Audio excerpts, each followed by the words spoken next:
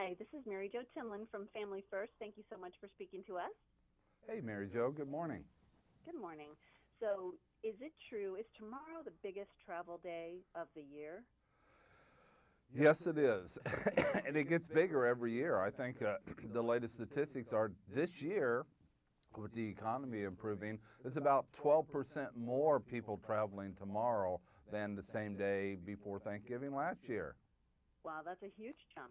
Yeah, it is. And, holiday travel brings on a lot of stress. And I've got a couple tips for your audience. And it's all to do with trying to change one little thing with things that they already do when they travel during the holidays. So let me give you two or three of them right here.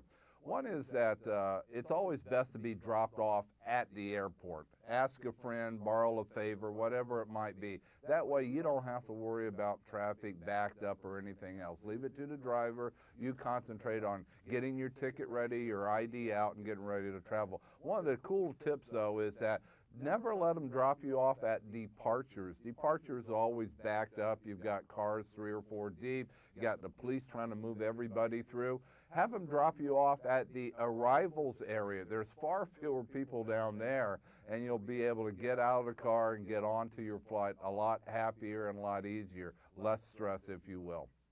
The other tip, if you will, has to do with thinking that you can redeem your frequent flyer miles during the holidays. I get the questions all the time, Randy, how can I redeem my frequent flyer miles during the holidays? The answer is you can't.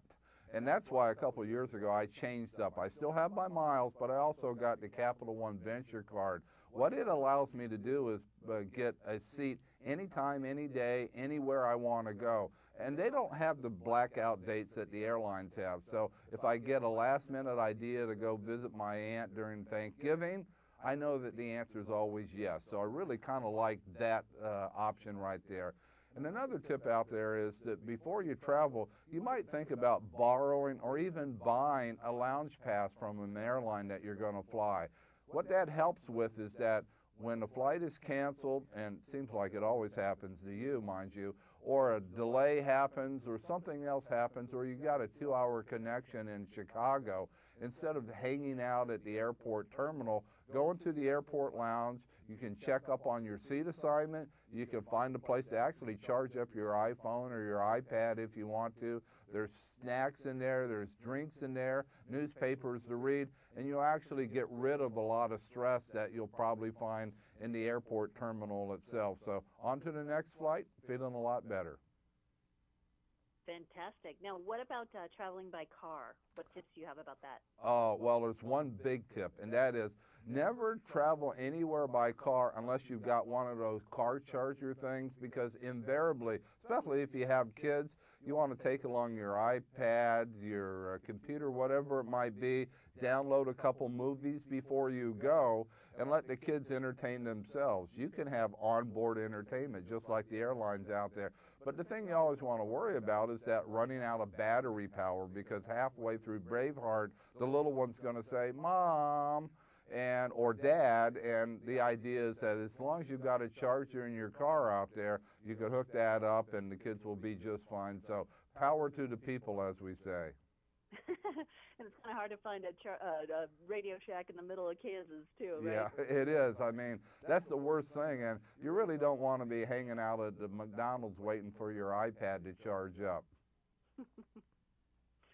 Exactly. Awesome. What other deals or rewards do you have that people can use?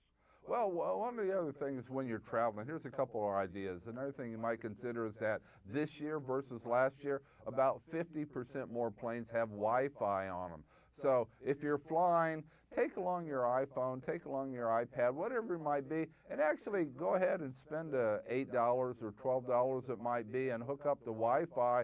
And that way, all along, you can check all your friends on Facebook, and before you know it, you'll be where you want to be. And that's really a nice little addition to the stress of travel, if you will, is being entertained, especially with something that you like, because as we both know, Watching a movie on an airplane, not so much. Either the screen you thinks that your eyes aren't so good anymore, and you can never hear what they're saying anyway. So bring your own entertainment, and with Wi-Fi on board, again, you can watch your own movies, download your own movies, check all your Facebook friends, or read 18 books if you want to, if you've got a long way to go for a holiday. Awesome. Great, Randy. Where can we find more information about you and about these ideas that you have? Well, a couple things. If you want the travel tips, you can visit me online at milepoint.com. It's milepoint.com. And if you're interested in that frequent flyer thing I talked about, the CapitalOne Venture card, I think they've got their own website. That's CapitalOneVenture.com. Awesome. Thank you so much. Hey, happy holidays. Thank you. Happy holidays. Thank you. Mm-hmm.